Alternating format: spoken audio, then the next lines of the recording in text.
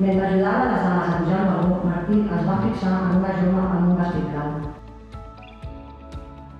Cada vegada que anava al metro no hi havia ningú. Al principi em semblava normal, coincidències, potser. Una altra veu indica que el metro és a punt d'arribar. Tant li fa, una mira clara, si ell que el seu ronda pels túnels d'una ciutat massa caòtica. Mucha gente cree que una persona no elige dónde vivir, sino que el lugar elige a la persona.